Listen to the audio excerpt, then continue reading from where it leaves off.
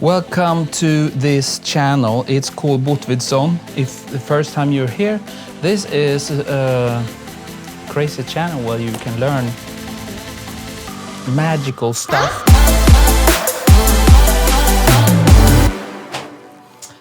So, let's be a bit serious. I know many of you need to be at home right now in these difficult times, and I hope you're okay. And I want to make a video for you, so when you're home anyway, you can tune in and learn something, okay? So, this is a request I get at least once or twice per week. Please do white on white. White products on white background. I told you before, white background, softbox, done. So this will be a very quick tutorial, but I will do it once and for all. The reason why so many are asking for this, I guess, is because many clients want to have this for their online shop. This is the style that is like a standard out there, so everybody wants this. I think it's super boring, but what can you do? So, what do we have here? I have a Profoto D1 flash, and I have a softbox 2x3, Canon 5D Mark IV. You can have any camera, of course. Absolutely any camera, Don't focus on the camera so much. And today I'm shooting a bit strange. Normally I have the camera like over here and shooting with 100mm macro, so there will be no distortion. But I thought maybe I should go crazy today and shoot at 35mm. This 24 to 70mm lens, I shoot at 35 and go extremely close. So starting to get this wide angle, they become like superheroes, these products. Maybe it's a bit fun. Okay. What? White background, I'm using this super high-end Savage plastic translume heavyweight, I think it is.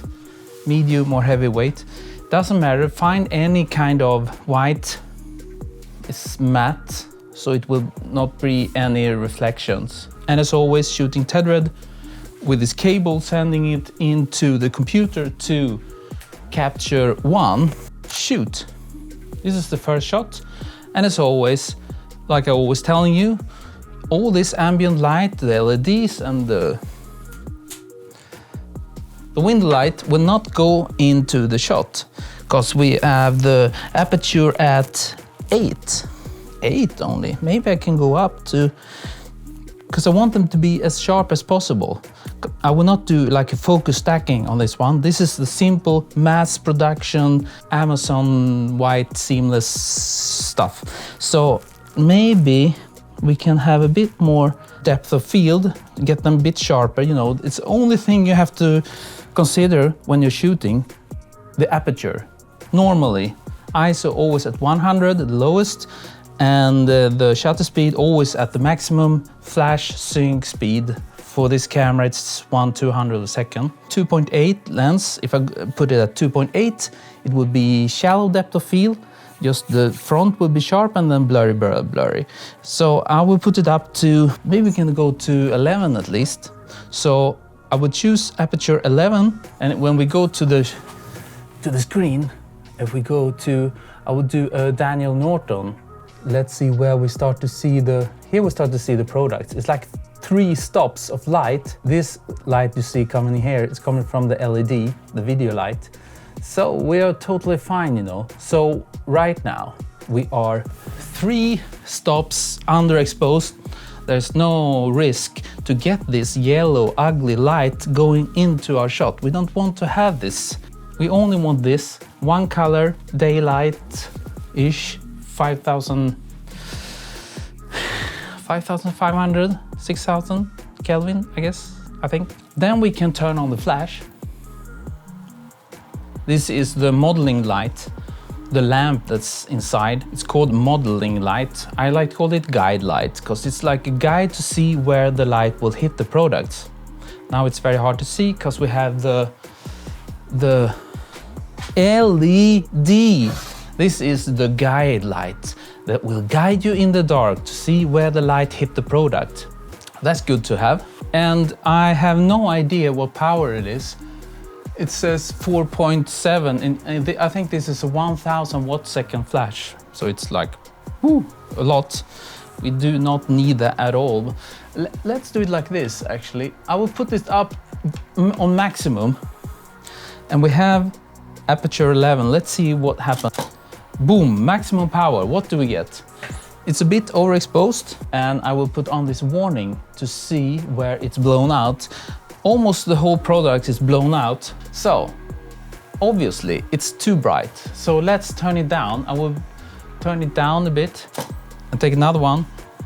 Actually, it will be the same because the D1s, now when we take a shot, it will be lower power because it needs to, how do you say? You need to dump the built up power. We get a bit more information in the picture, but still very, very strong power because, like I said, it's a 1000 watt second flash. I think can be 500 also, but I think it's a 1000. It doesn't matter. It doesn't matter if it's like a 250 watt seconds or 1000 watt seconds or whatever. You know, I don't care. I just turn the power up or down. It's too bright. Okay. Let's dump this and let's take a new one. Now we're starting to see something. Still a bit blown out, but we can go a bit minus the power, dump, and finally we will arrive at a good power. Just below before it blows out, you know.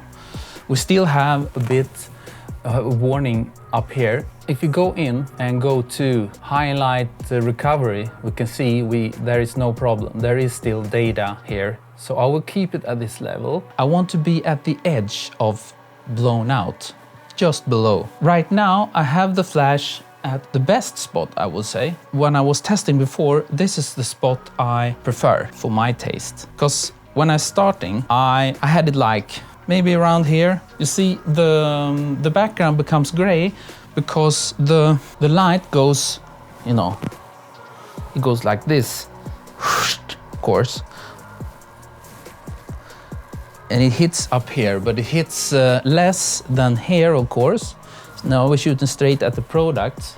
So now it hits less, and that makes it like a gradient, or, well, it's more like gray and then white. This will actually make the products to pop out a bit because they're white and the background is gray. Today we should do white and white.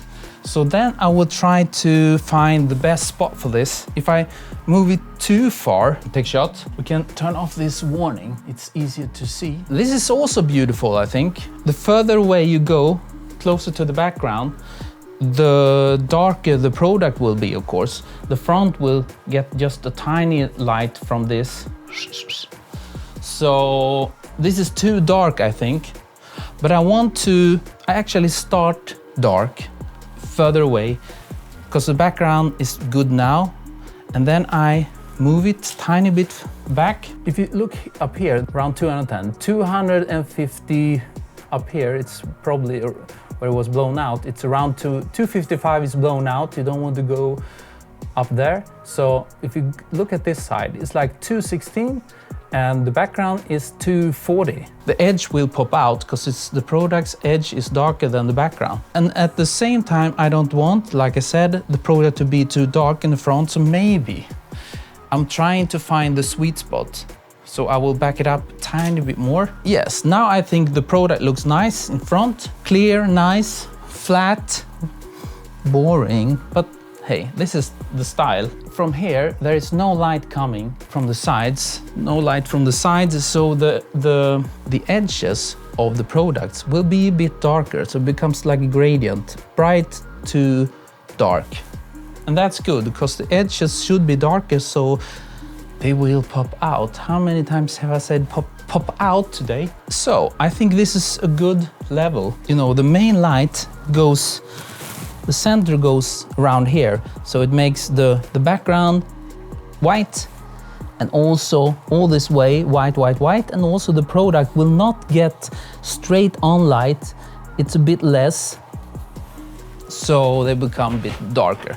So let's go for this one. If there is time and budget, you will grab your blackboards. If I put this one around there, out of the frame and take a shot, and you can see this will help this product even more, will prevent light from bouncing back, and it will actually, I think, mostly it will, the blackboard will reflect into the product, so it will be even, it will pop out even more from the background. It becomes three-dimensional.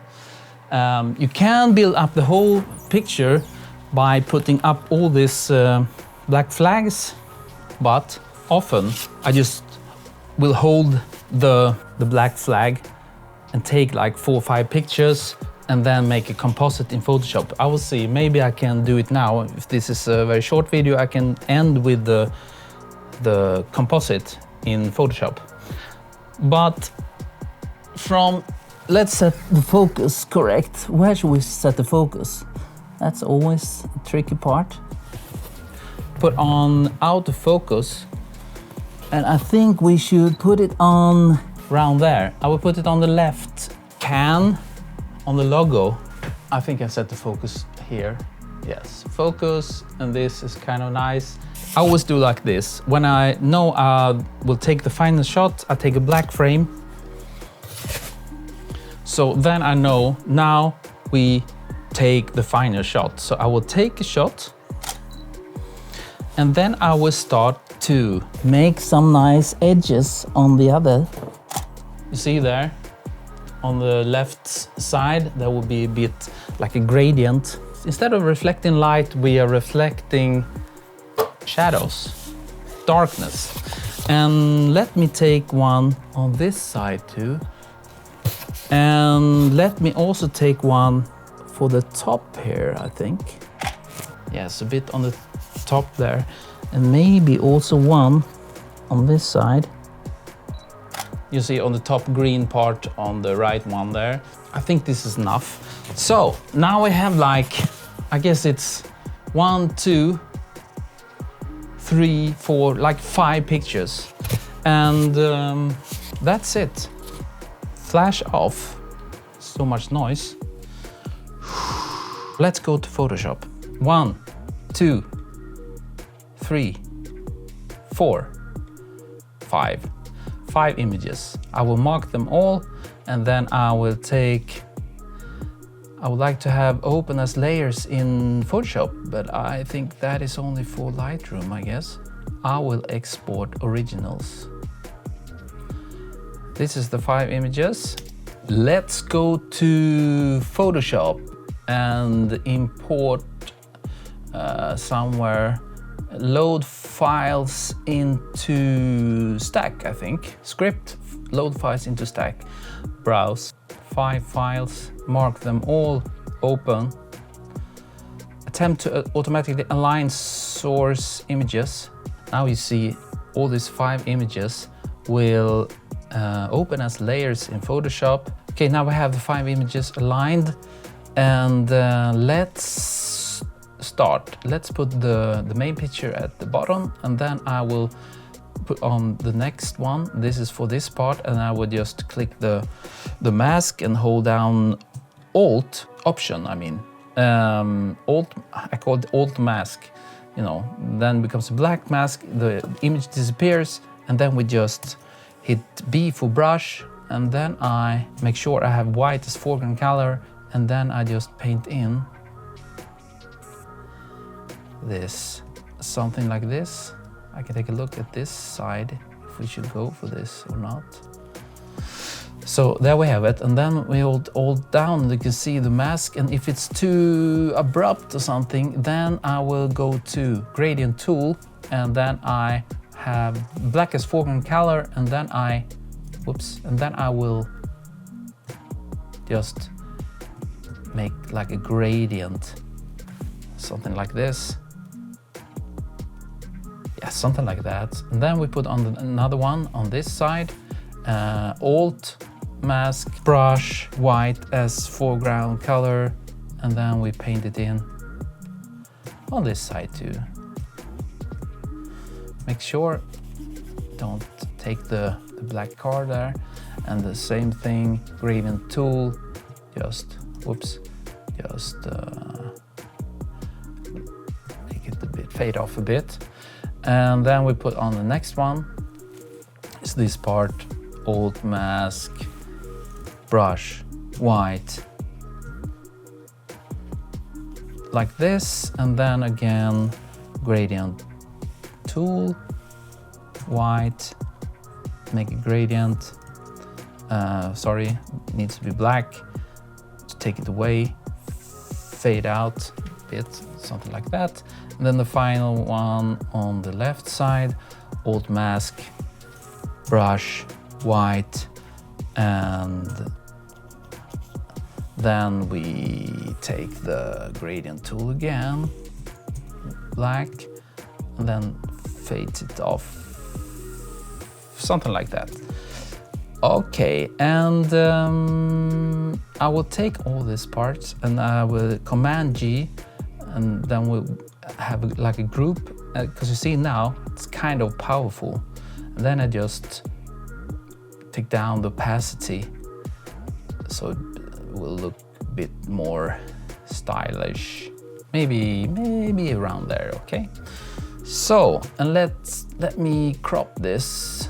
And there we have the shot, and I see it's a bit dark at the top there. I don't know if we should, if I darken this image quite a lot, I will see better where it's to. Oh, actually, I would do like this. I would do like smack all the layers together to one, and then I put on this, and then I'm standing on this layer, and then I can just paint, I mean, make it a bit more evenly lit.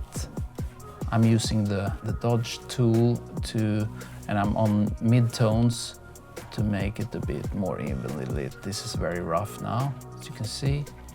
I just want to make it a bit more finalized for you. Of course, it's always better to have as big light source as possible, big softbox, so the background will be evenly lit. Something like this, and then I shut off this curves layer.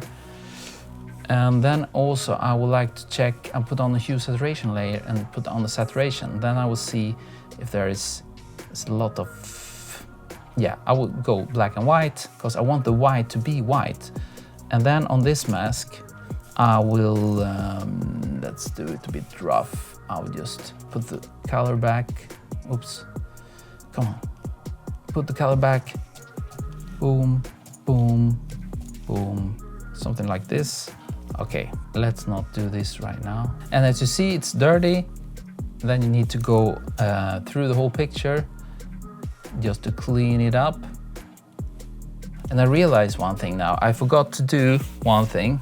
I wanted to show you the mirror reflector, because there is one shiny part. It's this one. This is a silver line, that part around the logo, and we could actually make nice, shiny, dark gradient there, but I forgot to do that. Okay, doesn't matter. There we have the final shot, and you need to clean it up, of course. So now we have this white on white, Amazon style or whatever, catalog, online catalog, or, and as always, guys, see you next